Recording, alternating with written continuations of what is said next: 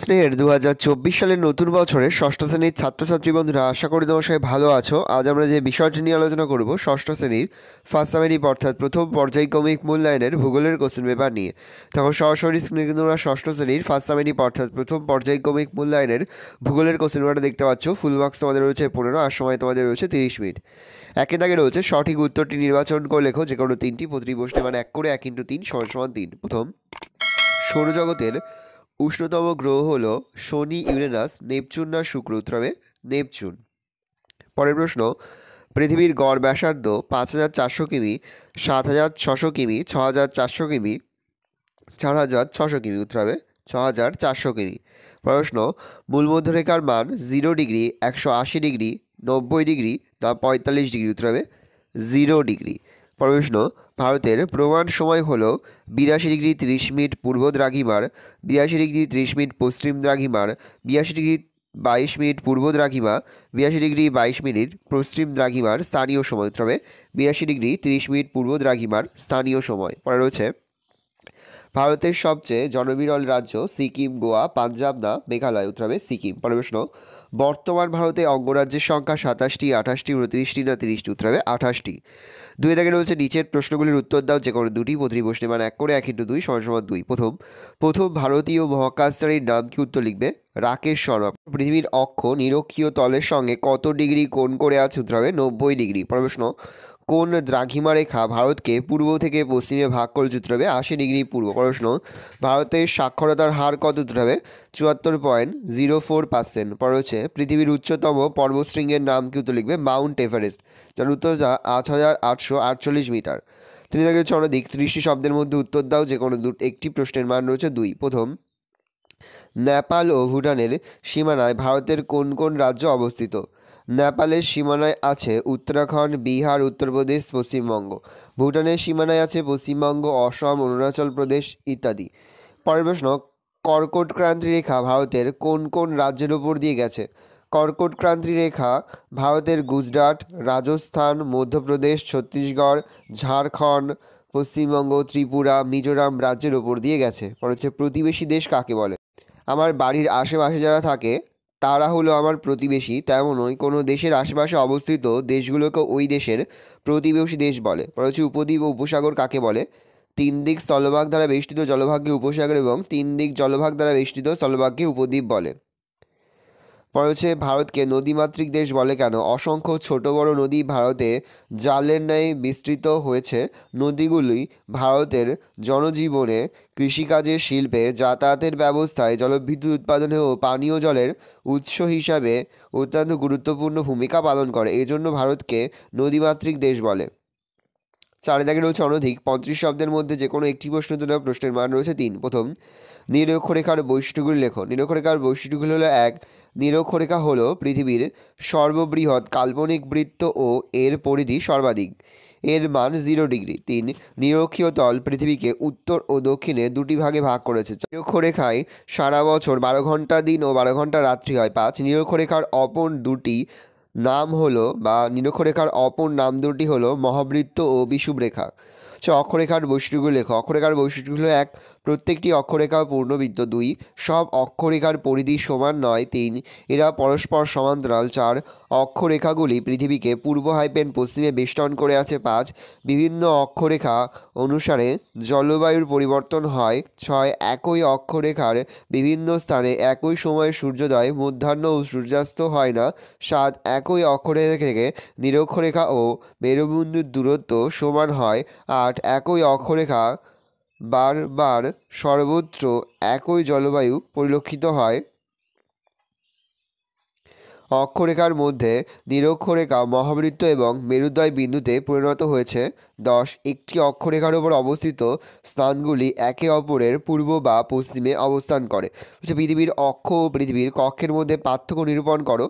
পরের প্রশ্ন রয়েছে অক্ষরেখা ও দ্রাঘিমা রেখার মধ্যে পার্থক্য নিরূপণ করো। এবার আমরা এই প্রশ্নের উত্তর দুটো কিন্তু দেখে নেব। তোমাদের রয়েছে পৃথিবীর অক্ষ ও পৃথিবীর কক্ষের মধ্যে পার্থক্য নিরূপণ করো। 3টে ছক টানবে, একটা ঘরে লিখবে বিষয়, একটা পৃথিবীর অক্ষ, আর একটা লিখবে পৃথিবীর কক্ষ। 1 দিয়ে পয়েন্ট করে ধারণা, 2 মেরু সংযোজক কাল্পনিক রেখা। আর এই দিকে লিখবে পৃথিবী যে কাল্পনিক পথে সূর্যকে প্রদক্ষিণ করে। 2 দিয়ে লিখবে আকৃতি, পৃথিবীর অক্ষ সরলরেখার মতো, আর পৃথিবীর কক্ষ উপবৃত্তাকার। অভিমুখ ধ্রুব তারামুখী, আর কক্ষের অভিমুখ নেই, তবে কক্ষতল আছে। দৈর্ঘ্য প্রায় 12,714 কিমি, প্রায় 96 কোটি কিমি। অবস্থান কক্ষতলের সঙ্গে 66.5 কোণে হেলে অবস্থান করে, একটি কাল্পনিক তলের ওপর শায়িত থাকে। সম্পর্ক আবর্তন গতি, আর পৃথিবীর কক্ষে পয়েন্ট করবে পরিক্রমণ গতি।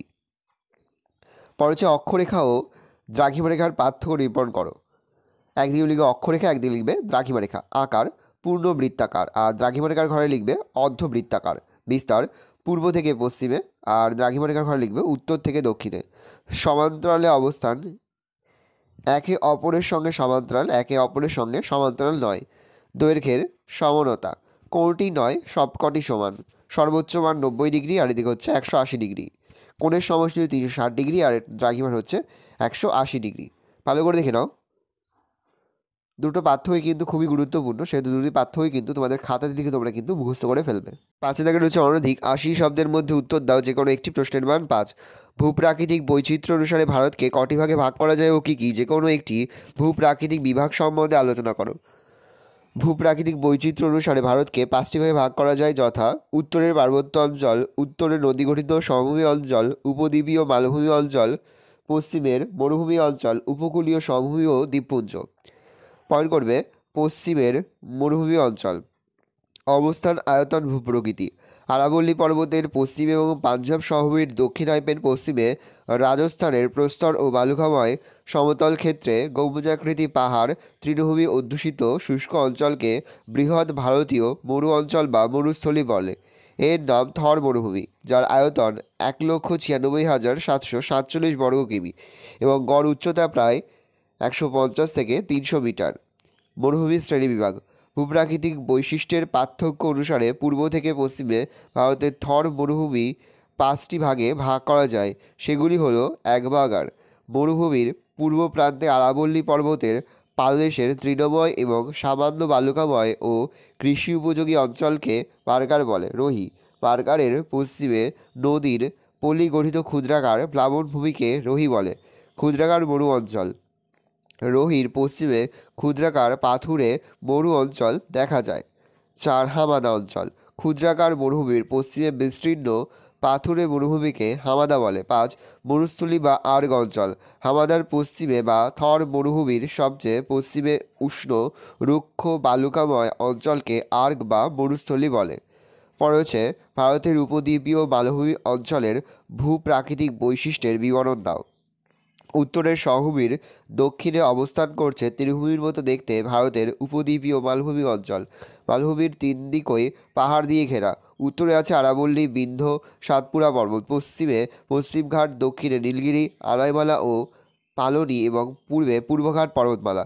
সমগ্র অঞ্চলটির গড় উচ্চতা 600 থেকে 900 মিটারের মধ্যে। পশ্চিম থেকে পূর্ব দিকে ভূমির উচ্চতা ক্রমশ কমে গেছে। পয়েন্ট করবে সমগ্র অঞ্চলটিকে কয়টি ভাগে ভাগ করা যায়? 1 দিয়ে লিখবে বা শুধু পয়েন্ট করবে মধ্যভাগের উচ্চভূমি। খুব শান্ত প্রাচীর শিলা দিয়ে গঠিত এই অঞ্চলে মালব, বুন্দেলখণ্ড এরকম বহু মালভূমি দেখা যায়।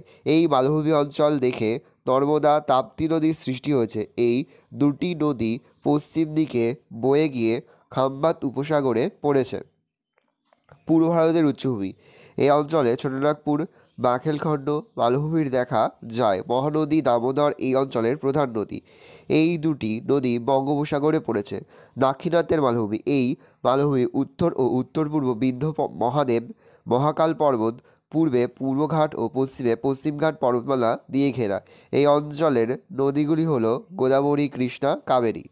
ভালো করে দেখে নাও, এই রয়েছে টোটাল তোমাদের ফার্স্ট সামেটিভ অর্থাৎ প্রথম পর্যায়ক্রমিক মূল্যায়নের 6ষ্ঠ শ্রেণীর ভূগোলের কোশ্চেন পেপার। ভালো করে তোমার কোশ্চেন পেপারটা দেখে নাও। আশা করি ভিডিওটা ভালো লেগেছে। ভিডিওটা ভালো লাগলে ভিডিওকে লাইক করতে গেলে ভুলবে না। আর আমার চ্যানেল নতুন হওয়া তো লাল কালার সাবস্ক্রাইব প্রেস করে পাশে বেল আইকনটা প্রেস করো, যখন নতুন করে ভিডিও আপলোড করি সবার ফার্স্ট নোটিফিকেশন তোমরা পেয়ে যাও। আর এই ভিডিওটি তোমার বন্ধু বান্ধব আত্মীয় স্বজন সবার মধ্যে কিন্তু অনেক শেয়ার করে দাও, যারা এবছর 6ষ্ঠ শ্রেণীতে পড়ছে। আমরা কিন্তু ইতিমধ্যে 6ষ্ঠ শ্রেণীর প্রতিটি বিষয়ের সিলেবাস, প্রশ্নকাঠামো এবং নমুনা প্রশ্নপত্র কিন্তু আপলোড করে দিয়েছি।